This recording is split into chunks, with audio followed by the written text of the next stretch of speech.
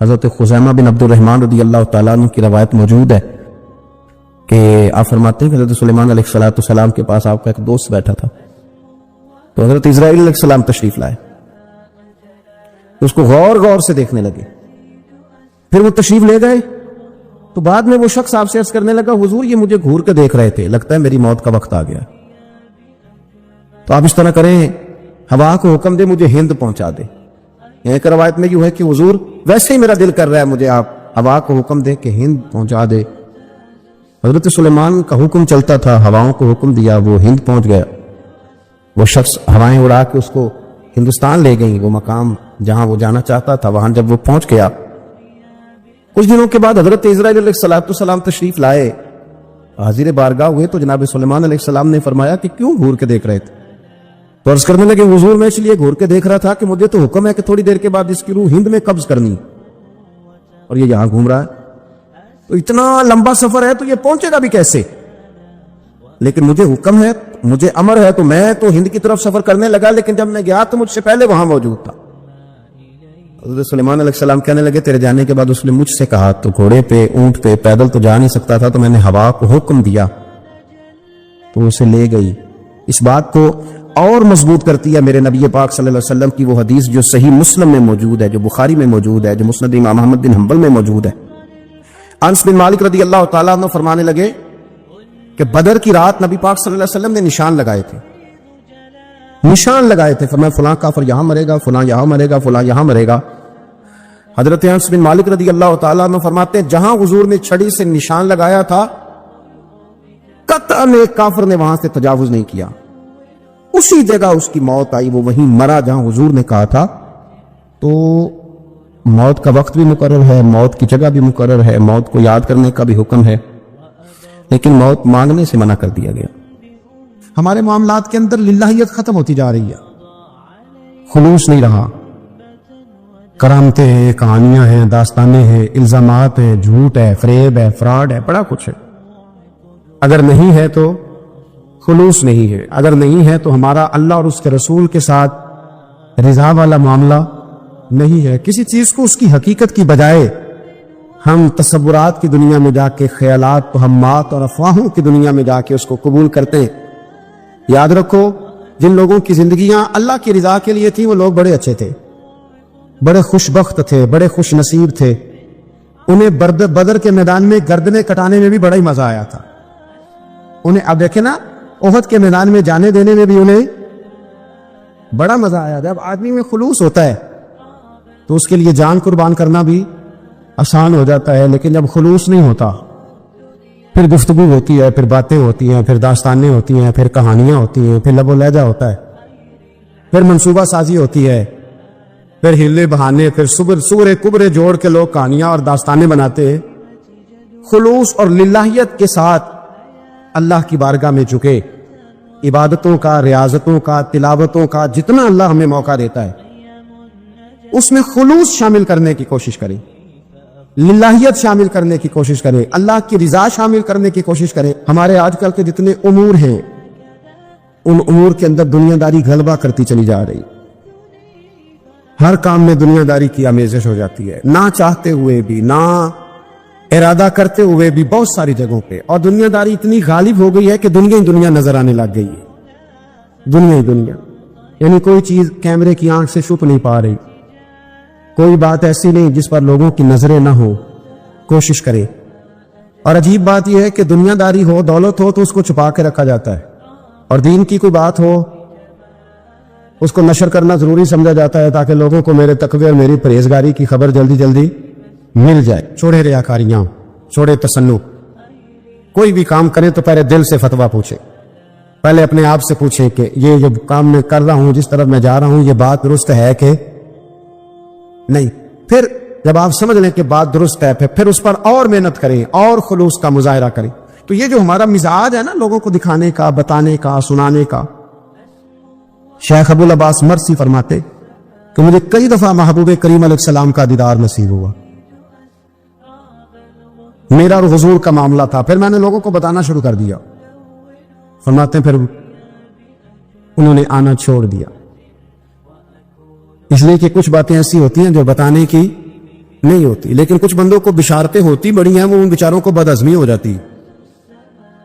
وہ بتائیں نا جب تک 20 لوگوں کو, تب تک ان کی وہ بدہضمی ختم ہے. حالانکہ ہر چیز بتانے کی, دکھانے کی, سنانے کی, ہر چیز کی وضاحت دینے کی نہیں ہوتی. ہر چیز ایسی نہیں ہوتی. حضرت ابو ہریرہ جیسے لوگ فرمایا کرتے تھے, علم کی 2 تھیلیاں, ایک کھولی ہے, دوسری کھولوں تو مجھے قتل کر دو. ہر چیز کو بتانے سمجھانے کی ہوتی ہے. تو خلوص دیکھے کتنا ہے اس میں, للہیت کتنی ہے, اللہ کی رضا کتنی. میرے نبی رحمت صلی اللہ تعالی علیہ وسلم نا حضرت معاذ بن جبل کو جب یمن کے لیے روانہ کرنے لگے تو رسول پاک علیہ السلام نے بڑی نصیحتیں فرمائیں. ان نصیحتوں میں درد بڑا تھا. کیوں؟ اس لیے کہ حضور نے انہیں بتلایا تھا کہ جب تم واپس آؤ گے تو میری تمہاری ملاقات نہیں ہوگی, تم میری قبر سے گزرو گے, ملاقات نہیں ہوگی. تو وہ جو نصیحتیں تھی نا اس موقع پر, جب آپ گویا کسی سے آخری ملاقات کر رہے ہوتے, ان نصیحتوں کے اندر جو حسن ہوتا ہے, کمال ہوتا ہے, وہ تو جاتے جاتے کی بات, لے سجنا سا توڑ نبھائی جان دیتی رات تیرے, وہ جو جاتے جاتے کی گفتگو ہوتی ہے, وہ جو انداز ہوتا ہے, بڑا کمال ہوتا ہے. اور اس کی گہرائی اور گہرائی کو وہ سمجھ سکتا ہے جس کو وہ لمحے میسر آتے, جو اس وقت اس مقام پہ کھڑا ہوتا ہے. حضرت معاذ ابن جبل رضی اللہ تعالیٰ عنہ تڑپ کے روئے کہ حضور کیا فرما رہے ہیں.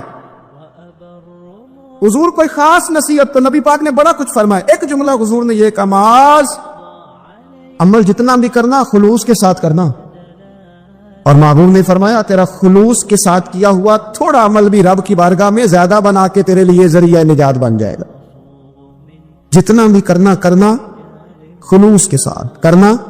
بولیے, خلوص کے ساتھ کرنا, للہیت کے ساتھ کرنا, اس کے اندر کوئی کمزوری نہ آنے پائے. للہیت کے ساتھ, خلوص کے ساتھ, رواداری کے ساتھ, پیار کے ساتھ کر. میرے بھائیوں, یہ سمجھنے کا مقام ہوتا ہے کہ جب ہم اللہ اور اس کے رسول صلی اللہ علیہ وسلم کی رضا کے لیے کوئی عمل کرتے ہیں تو اس کا بھی ہمارے دل کو پتہ ہوتا ہے, اور جب اندر ریاکاریاں ہوتی ہیں تو ہمارے دل کو اس کا بھی پتہ ہوتا ہے. ہمیں دونوں باتوں کی خبر ہے. اب ہمیں خود سوچنا ہے, ہمیں خود فکر کرنی ہے, غور کرنا ہے کہ ہمارا انداز. ایک بزرگ تھے امام غزالی نے لکھا ہے, انہوں نے 7 سال پورے 5 نمازیں جماعت کے ساتھ پڑھی اور پہلی صف میں تکبیر اولیٰ کے ساتھ پڑھی. 7 دن نہیں پوری پڑھی جاتی 5 نمازیں پہلی صف میں پہلی تکبیر کے ساتھ. تکبیر اولیٰ کہتا ہے امام نے اللہ اکبر کہا پہلی تکبیر میں, تو ہم نے بھی ساتھ ہی اللہ. پہلی صف میں 7 سال تک 5 نمازیں تکبیر اولیٰ سے, بہت بڑا کارنامہ ہے, بہت بڑی بات ہے. مطلب بندہ یہاں سے اٹھ کے آتے, وضو کرتے, کوئی معاملہ آ گیا, کوئی مطلب اس کو حاجت ہو گئی استنجا وضو کی, تو وہ ٹائم نکل جاتا ہے. کئی دفعہ ایسے ہوتا ہے.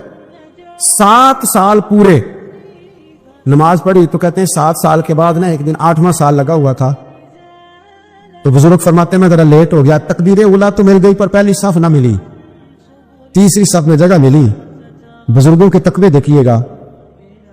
فرماتے تیسری صف میں نے نماز پڑھی تو میرے دل کے اندر خیال آیا, یار لوگ کیا سوچیں گے کہ اتنا اچھا اس کا ریکارڈ تھا, پہلی صف میں یہ نماز پڑھتا تھا, تو آج تیسری صف میں لوگ کیا سوچیں گے. فرماتے ہیں جب یہ لفظ زبان پہ آیا تو میرا ضمیر بول پڑا, جب یہ سوچ دل میں آئی تو میرا اندر تڑپ اٹھا, چھم چھم میرے آنسو نکلنے لگے, میں رویا. اور فرماتے ہیں لوگ چلے گئے اور میں نفل پڑھتا روتا رہا. میں نے کہا اللہ مجھے کیوں لگتا ہے وہ 7 سال تک پہلی صف میں جو نمازیں پڑھتا رہا وہ تو لوگوں کو دکھانے کے لیے پڑھتا رہا. فرماتے میں نے 7 سال کی نمازیں قضا پڑھی, قضا نمازیں پڑھی, اس لیے کہ مجھے سمجھ آئی کہ وہ نماز اللہ کی رضا کے لیے نہیں تھی, وہ تو بندوں کو ریکارڈ بنانے کے لیے تھی. میں نے وہ 7 سال کی نمازیں قضا پڑھی. اور فرماتے ہیں اب دوبارہ سے جب میں جاتا ہوں تو پھر میں اپنے دل پہ غور کرتا ہوں کہ پہلی صف تکبیر اولیٰ پر, یہ بتا نیت کیا ہے, یہ بتا کہ تیرا ارادہ کیا ہے. شیخ سعدی فرمایا کرتے تھے تیرے وجود کا قبلہ تو سیدھا ہے, دل کے قبلے کی بھی بات بتا. حضرت موسیٰ کلیم اللہ علیہ نبینا علیہ الصلوۃ والسلام پر اللہ کریم نے وہی فرمائی کہ اے موسیٰ, اے میرے کلیم, میرے لیے بھی کوئی کام کیا ہے. عرض کی اللہ میں نے نمازیں پڑھی, روزے رکھے, تبلیغ کی. فرمایا وہ تو آپ کی ذمہ داریاں تھی, وہ تو آپ نے اپنے لیے کیا, میرے لیے بھی کچھ کیا ہے. رب کریم نے پوچھا موسیٰ میرے لیے بھی کچھ کیا ہے؟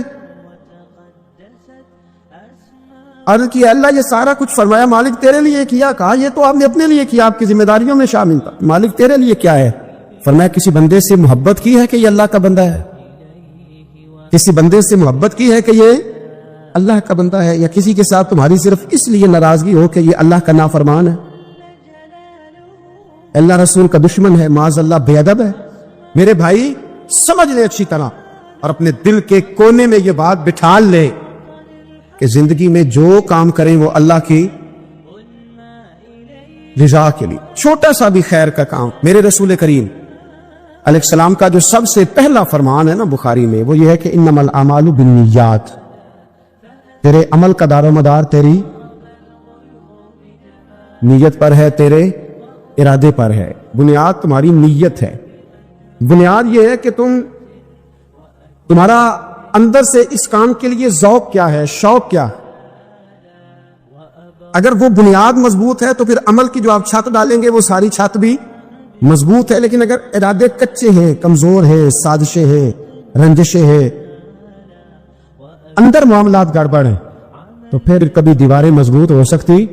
نیتیں اچھی کریں. بڑی سادی مثال، بڑی صاف ستھری، مولا کائنات شیر خدا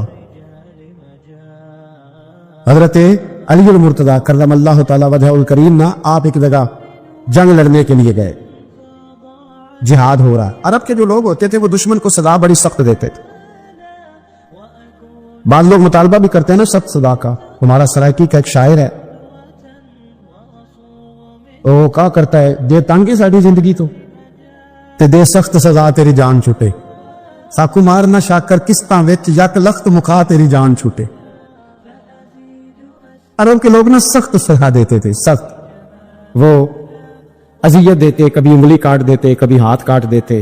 مختار سقفی نے جب امام علی مقام رضی اللہ تعالیٰ عنہ کے قاتلوں کو قتل کیا تو زیادہ تر کی گردنیں نہیں کاٹی تھی، بلکہ اس نے ہاتھ پیر کاٹ کے لوگوں کو جنگلوں میں پھینک دیا تھا. تڑپ تڑپ کے لوگ مر گئے. اسلام اس اذیت کا قائل ہے. اہل عرب اذیت دیتے تھے، بلکہ دشمن جب نڈھال ہو کے گر جاتا تھا نا تو اس پر گھوڑے دوڑا دیتے تھے. گھوڑے دوڑ جاتے تھے اس پر، لاشیں مسک کر دیتے، ناک کان آنکھیں نکال ڈالتے تھے، ٹکڑے کرتے تھے وجود کے، اذیت دیتے تھے. تو جب کوئی آدمی کسی کے نرغے میں آ جاتا تھا نا، قابو میں آتا تھا، تو اس کی خواہش ہوتی تھی کہ میں مارنے والے کو غصہ دلاؤں تاکہ مجھے جلدی مار دے، اذیت نہ دے، تکلیف نہ دے، مجھے جلدی مار ڈالے، جلدی قتل کر ڈالے. یہ ان کا مزاج ہوتا تھا، رویہ ہوتا تھا. حضرت مولا علی شیر خدا کرم اللہ تعالی وجہ الکریم دشمن پر غالب آ گئے. جب غالب ہوئے تو اس نے معاذ اللہ حضرت علی پر تھوک دیا. کافر تھا، اس کا ارادہ یہ تھا کہ میں حضرت علی کو غصہ دلاتا ہوں تاکہ یہ مجھے جلدی مار دے. لیکن اسے نہیں پتا تھا یہ علی ہے. اسے نہیں خبر تھی کہ یہ جو خمیر ہے نا، ان کی تربیت مدینے والے محبوب نے فرمائی ہے. یہاں جو چمک دمک ہے اس کا رنگ ساری دنیا سے نرالا ہے، انوکھا ہے، شاندار ہے، وزادار ہے، کمال ہے. کہا حضرت علی پر معاذ اللہ میں یہ کام کرتا ہوں تاکہ وہ جلدی قتل کر دیں گے. لیکن جب اس نے مولا علی کی طرف یہ نازیبا حرکت کی تو حضرت علی نے تلوار چھوڑ کے پیچھے ہٹ گئے. توجہ کرنا، رزلٹ دیکھنا. مولا علی پیچھے ہٹ گئے اور فرمانے لگے جا تو آزاد ہے. وہ کہنے لگا میں آزاد ہوں، کس طرح، کیسے؟ تو حضرت علی فرمانے لگے میرا تیرا ذاتی جھگڑا تو کوئی نہیں نا، نہ تو نے میری زمین پہ قبضہ کیا، نہ میرا مال لوٹا، نہ میری عزت پر ہاتھ ڈالا. میرا تیرا جھگڑا اللہ کی رضا کے لیے، خالص اس لیے کہ تو اللہ کی نافرمانی کر رہا، خالصتاً اس لیے تیرا اور میرا یہ جھگڑا ہے. باقی جہاں تک تعلق اس بات کا ہے کہ اب تو نے میری ذات شامل کر دی، اب تو نے مجھے تکلیف دے دی، اب تو نے مجھے اذیت میں مبتلا کر دیا. تو حضرت مولا علی شیر خدا فرمانے لگے اب ذات آ گئی ہے میری بیچ میں، اب میری ذات بیچ میں آ گئی. اب اگر میں تجھے قتل کروں گا تو لگے گا میں نے اپنے ذاتی غصے میں قتل کیا. لہٰذا اب معاملہ یہ ہے کہ میں تجھے آزاد کرتا ہوں، اب تو چھٹی کر سکتا ہے، جا سکتا ہے، دوبارہ کبھی میرے ہاتھ آئے گی تو دیکھی جائے گی. مولا کائنات نے اسے چھوڑ دیا، لیکن وہ حضرت علی کا غلام بن گیا. وہ غلام بن گیا، کہنے لگا علی اب سمجھ آئی ہے کہ دین کتنا شاندار ہے. دین کتنا اعلیٰ ہے، دین کی قدریں کتنی پاکیزہ اور کتنی حسین ہے، اور کتنا منور ہے محبوب کریم کا دین. آپ مجھے کلمہ ہی پڑھا دے. گویا جو بندہ تلوار سے فتح نہ ہو سکا وہ مولا علی کے خلوص سے فتح ہو گیا. حضرت علی کے خلوص سے، للہیت سے، اللہ کے ساتھ جو ان کا رشتہ تھا، اس رشتے کی برکت سے وہ آدمی فتح ہو گیا. اللہ کے بارے میں ہمیشہ اچھا گمان رکھنا واجب. رب میرے ساتھ رحمت والا معاملہ کرے، اچھی سوچیں رکھنا ہی ضروری ہے اللہ کے بارے میں. یعنی معاذ اللہ وہ جو دلوں میں بعض اوقات وسوسے آتے کہ اس کو اتنا مل گیا تو مجھے نہیں ملا، وہ جو شیطان اس قدر زیادہ وسوسہ انگیزی کرتا ہے، تو یاد رکھیں رب کے بارے میں ہمیشہ اچھا گمان رکھنا ضروری. اور جو نیک اور صالح مومن ہو اس کے ساتھ اچھا گمان رکھنا مستحب ہے، آپ کو اجر ملے گا اچھا گمان رکھنا. اور کچھ گمان حرام بھی ہے، جیسے اللہ تعالیٰ کے ساتھ معاذ اللہ کسی نے برا گمان رکھا، نیک مومن کے بارے میں کسی نے برا گمان رکھا، بری سوچ رکھی، تو یہ حرام ہے. ہاں کچھ لوگ ایسے ہیں جن کے بارے میں صرف اتنا کہا گیا کہ ان کے بارے میں تمہارے ذہن میں اگر کوئی بری سوچ آتی ہے تو وہ ٹھیک ہے، لیکن تشہیر اس کی بھی نہ کرنا. ایک بندہ اعلانیہ گناہ کرتا ہے، اعلانیہ، تو آپ کے دل میں اگر یہ بات آ جاتی ہے کہ یار اس نے کیوں معاذ اللہ شراب کھانے سے یہ نکلا، اس نے کیوں رشوت لی، آپ اس کے بارے میں اگر یہ گمان کرتے ہیں تو یہ گمان جائز ہے، لیکن اس کو بھی آپ تبلیغ کریں گے. ہاں اگر کسی کو بتانا ہے تو صرف اس شخص کو بتا سکتے ہیں کہ جس کو آپ اس کے شر سے بچانا چاہتے ہیں، کہ اگر یہ اس کے قریب جائے گا تو اس کے شر کا شکار ہو جائے. باقی لوگوں کے ساتھ اچھا گمان رکھنا، رویوں کو ہمیشہ مثبت رکھنا. مثبت نبی پاک صلی اللہ تعالی علیہ وسلم نے نا ہمیشہ اپنا رویہ جو ہم تک پہنچایا، جو کریم محبوب علیہ السلام نے ہمیں تبلیغ فرمائی، تو حضور کا رویہ بڑا مثبت ہوتا تھا، بڑا مثبت رویہ. میدان احد کے اندر